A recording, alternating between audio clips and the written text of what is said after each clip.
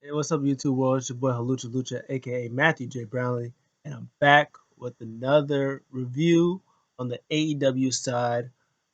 Yeah, I just watched AEW Dynamite that happened on Thursday. Yeah, I know. I'm late. Sorry. It'd be like that sometimes. So just work, man. Work kills me.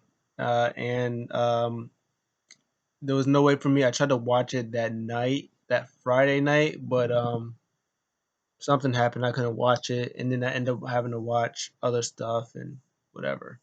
I did some food reviews, and then NXT, not NXT, Payback ended up happening. So yeah, but this is gonna be like another one of our review discussions. I'm not gonna really talk about move for move about matches and stuff like that. We're just gonna get an overview of the show. So all out I think is this Saturday, September 5th. So hopefully I think that's going to be on the show. I'll probably be watching it later because I of course work again. Work is a thing.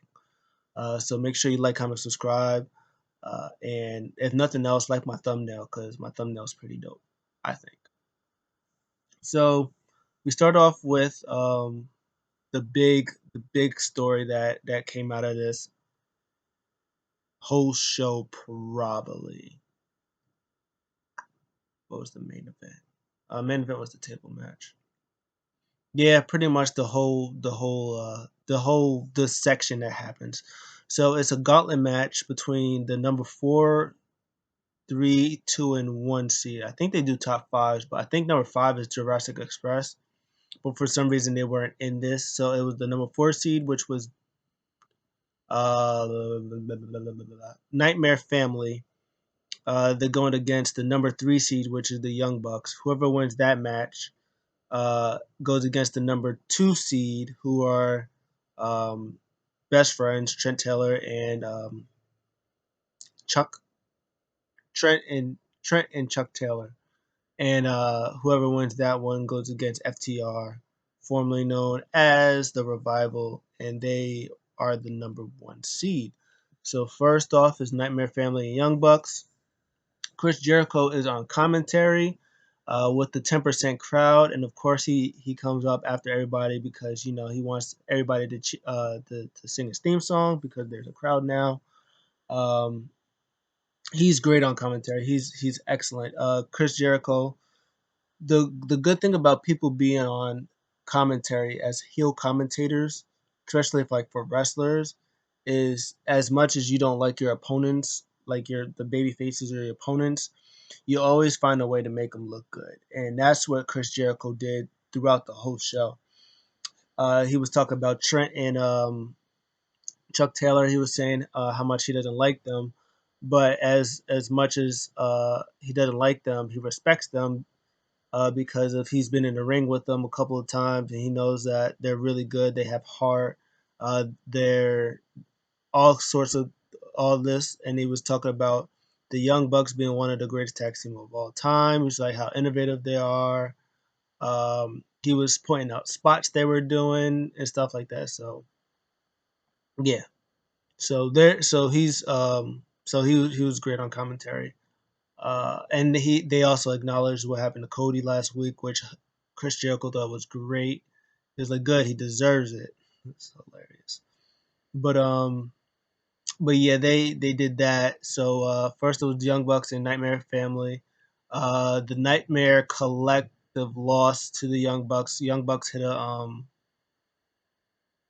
like a I think they hit the golden rainmaker, the golden knee triggers, golden triggers.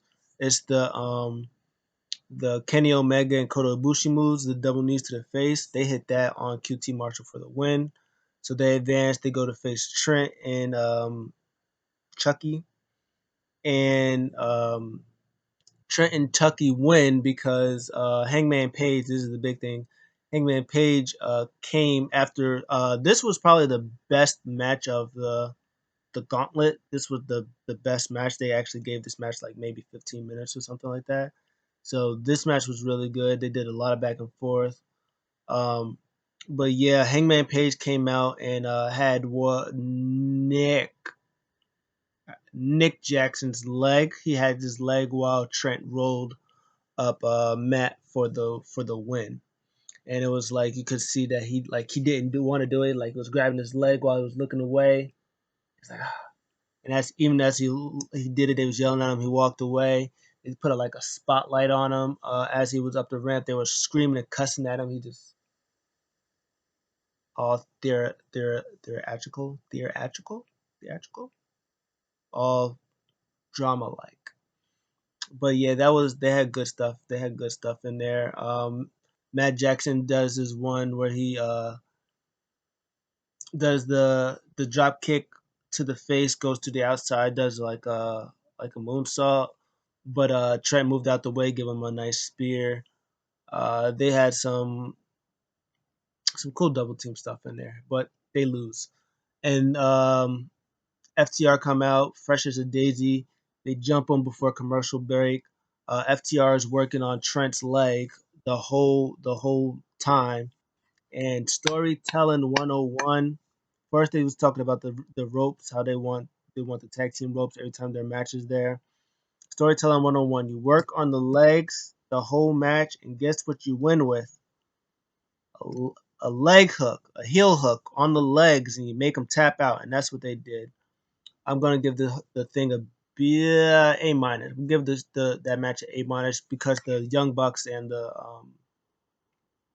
the best friends, their match was really like their part of the match was really good, and overall it was good stuff. They did was it a 6 man 8 man? It was an 8 man tag match. I thought it was six, but no, it was an 8 man tag match.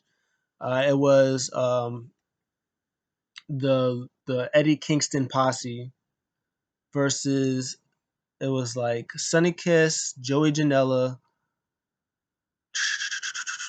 Brian Pillman Jr. looking just like his father, and some other guy that Brian Pillman Jr. was tagging with. The match, it was a pretty decent match. You knew that like Eddie Kingston posse was gonna win because they did the whole thing last week, and it was like we got to be together. I knew them outside the independence and all of that stuff. So you knew that they were gonna win. Uh, Big ups to Chris Jericho again, putting over everybody. He was putting over Sonny Kiss. He was like, "Oh, I like the Sonny Kiss. I like when she's like gets nasty and mean. And she's like kicking people in the face and throwing forearms. She's like, yeah, get nasty. I like the Sonny Kiss girl, guy, person, girl, guy. He said he likes Sonny Kiss, so we're gonna leave it at that. So the match was good. They did this cool double team, quadruple team finish on Brian Pillman Jr. for the win. It was a B. It was good stuff. The common Bray Phoenix is a beast. Like every time him and Pentagon was like on like doing tag team stuff,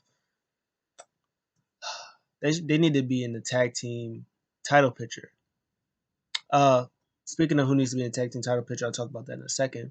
Eddie Kingston got on the mic. Everybody was chanting Eddie Kingston's name, and Eddie Kingston was like, "I know who I am. I know my name. Shut up."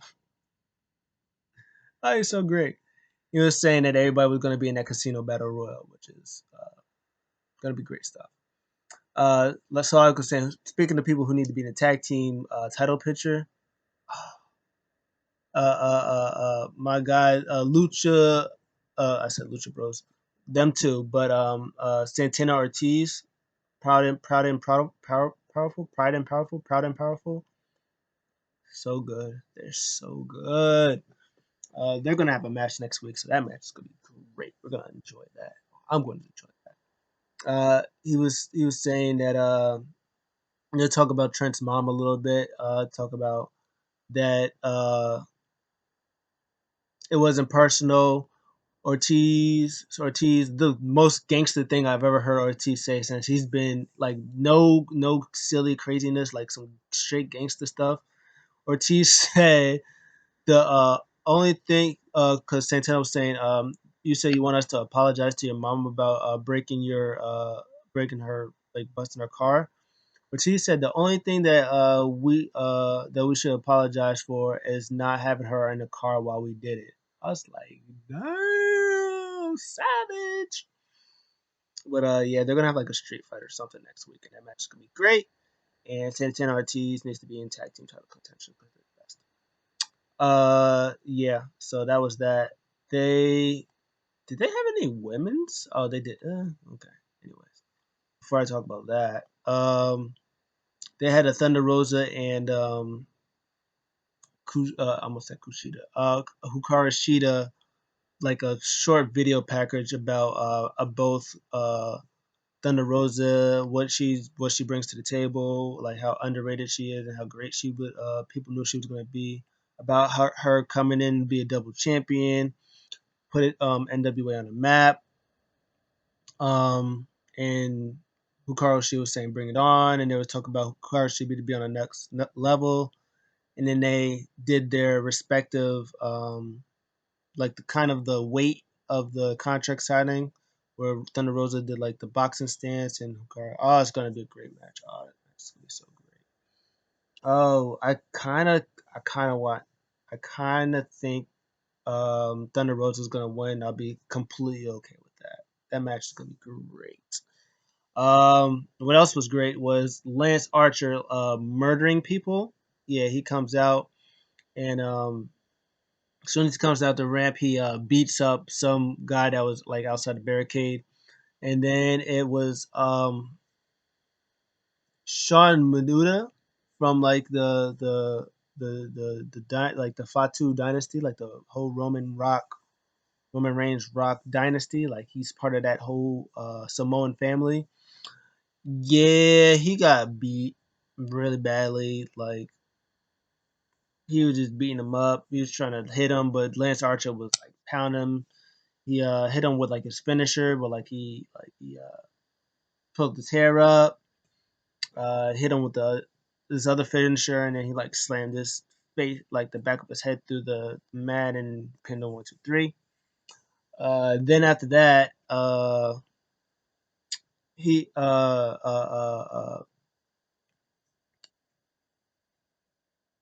mustache, my boy Jake Roberts. Oh my god, how can I forget my boy Jake the Snake Roberts?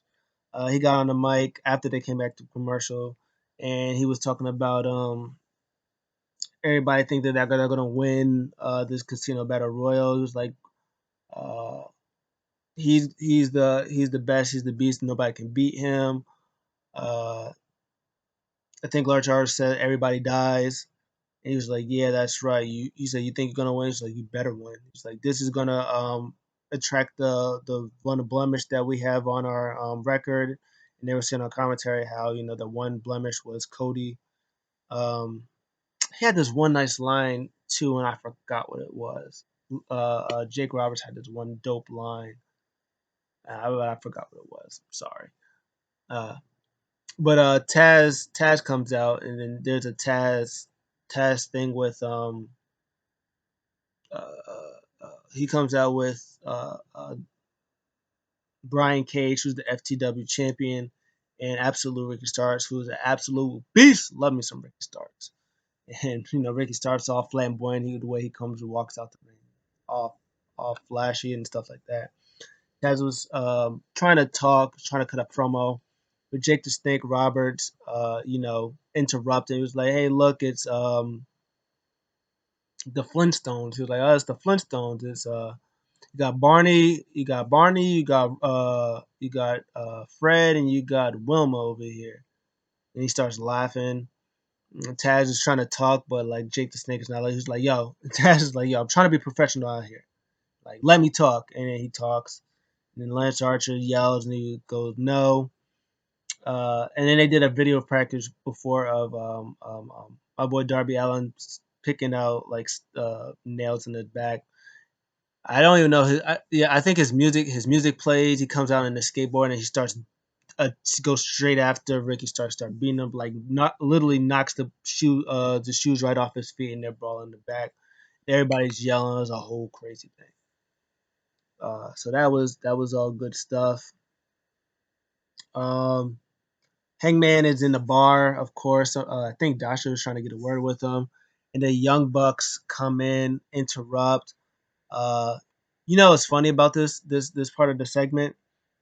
They talk about there was this thing on Twitter. I know it's like for casual people who probably don't get on the internet and like aren't smarks or marks like that. Like some me and some of my friends, they had this thing on Twitter where uh not like Goldust was talking about he hates the word jobbers.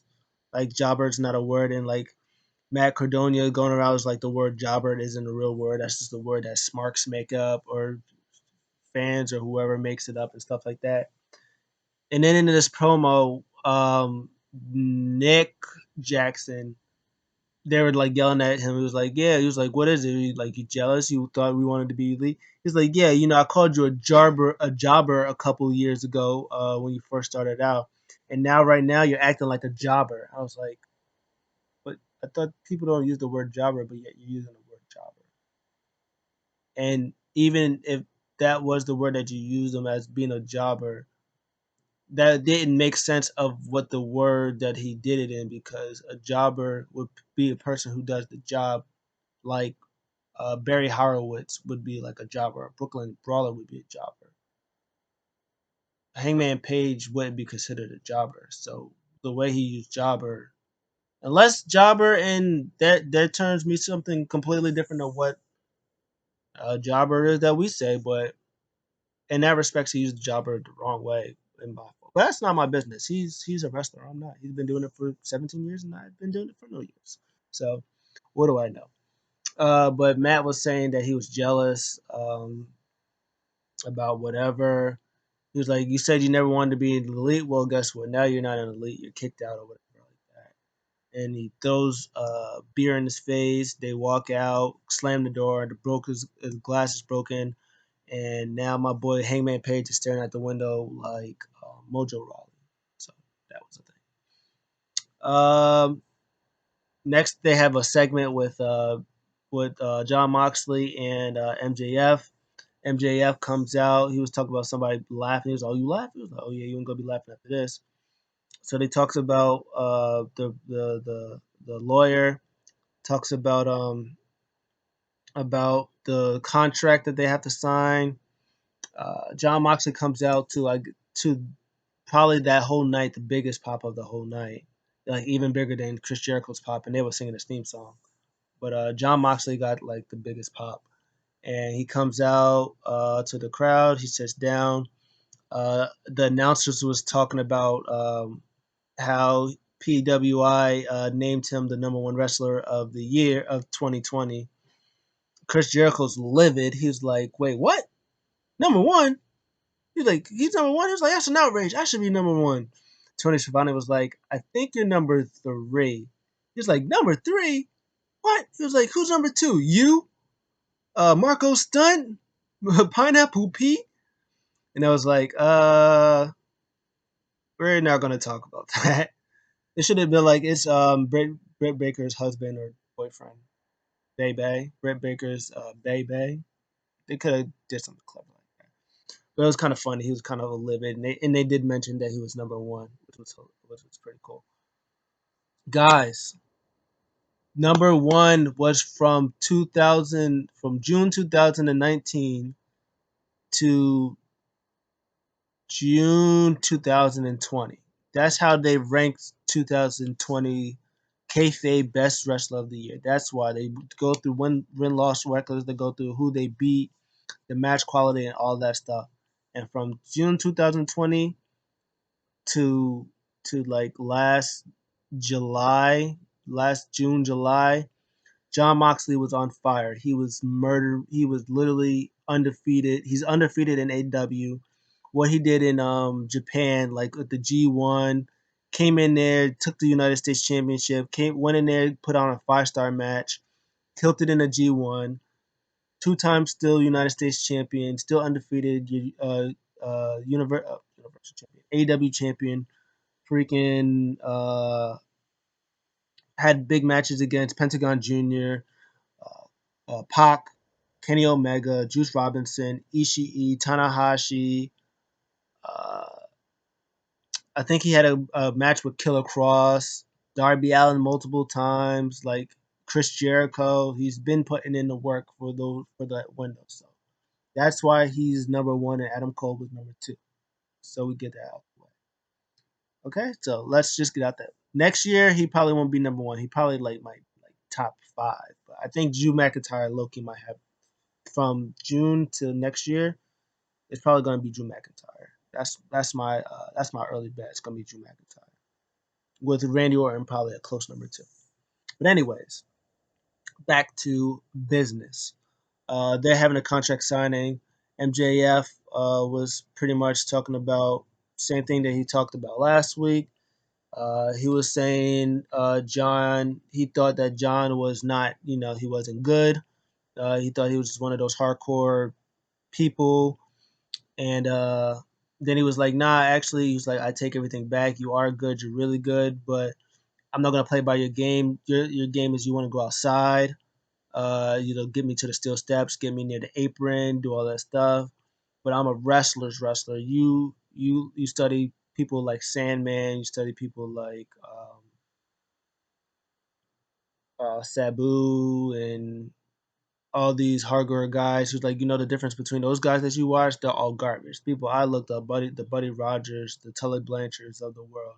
He's like, this is why I'm better than you. I'm a better wrestler than you. And at all out, I'm going to take the platinum from you. Pretty much is what he said. John Moxley counters back. He was like, well, all it was like, only thing that you don't want me to do is you don't want me to win with the paradigm shift, which is fine. You want me to sign this thing? He's like, that doesn't hinder me. That just means I'm more creative. That just means I can find other different ways to hurt you and beat you in worse ways than the paradigm shifter. You think the paradigm shifter is a bad move? Wait till I think of a different way to pin you on the mat and lay you out and retain my championship, which was like, ooh, that's good stuff. And he was like, he said he's not a lawyer. He doesn't want to get sued or anything. So he was like, you know what? I'll sign your contract. But he says there's two things you need to know. Everything you say doesn't matter. Everything I do doesn't matter. At all out, only thing that's gonna matter is I'm gonna tear you up and continue my reign as champion, pretty much. Then he signs it. They're all happy. They're like, "Oh, you idiot! Oh, John! Oh, you poor baby! You poor thing!" Oh, and MJF did.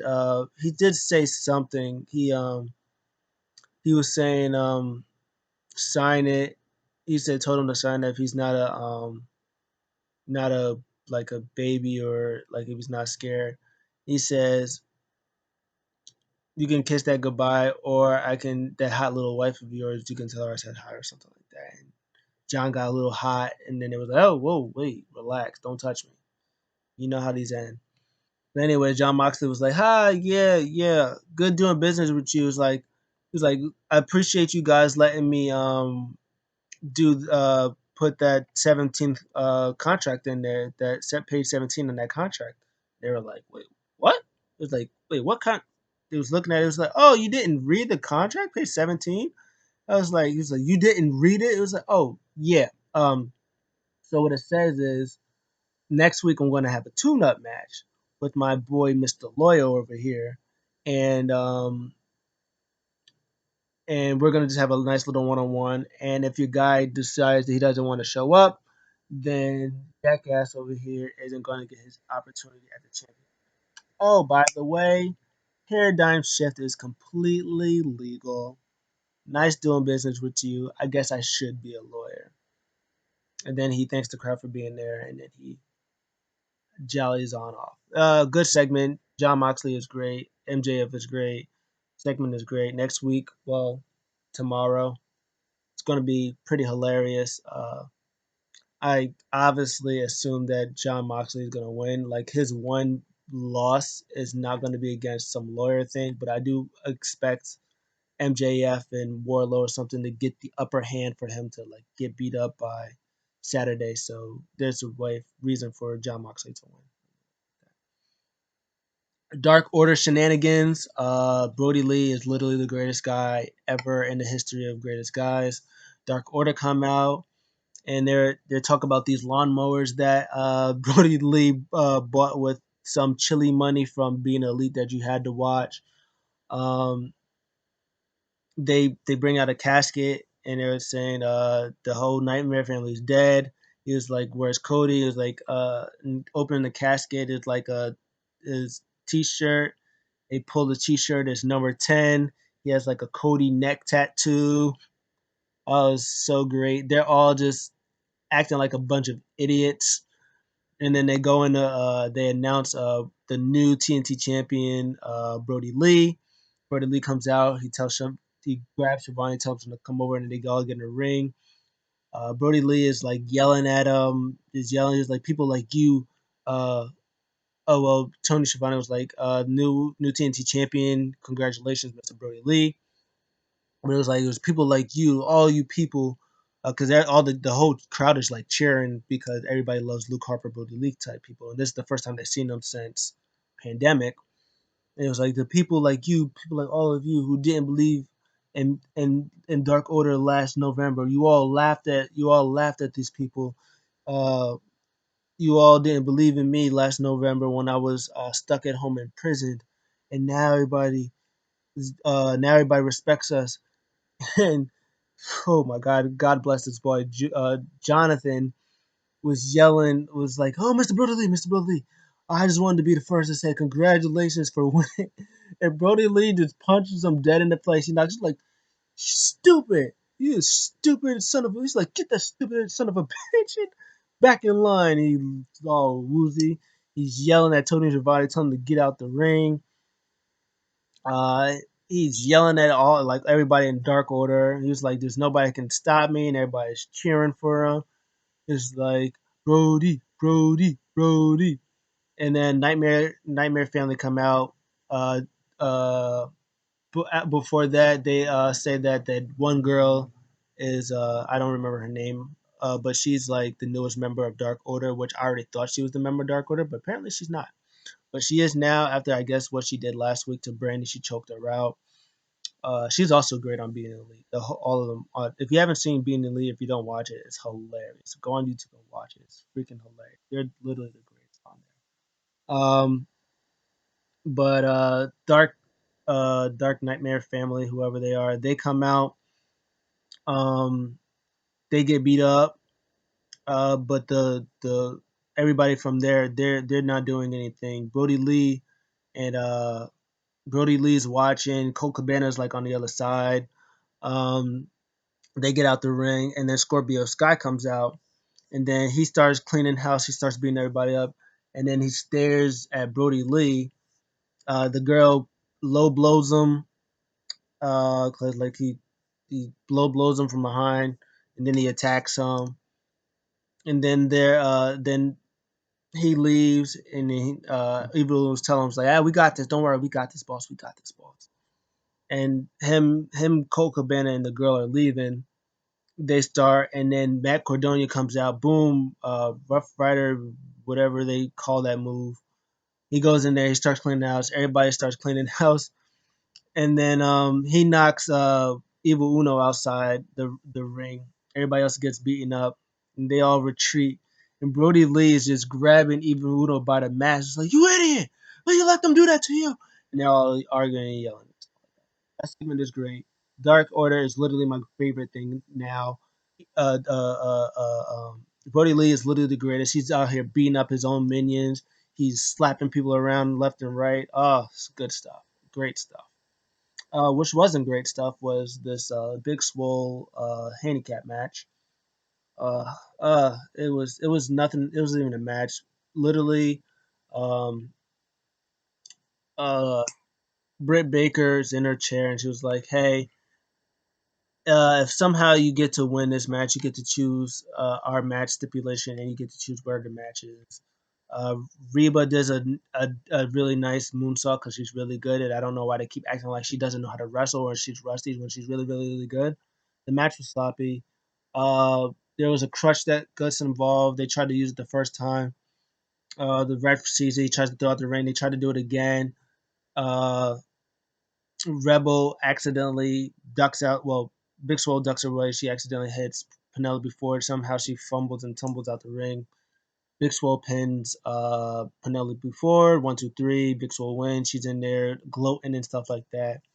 Dark Order come back out, and the girl from Dark Order, she offers a contract to Tainara Conti's on the outside.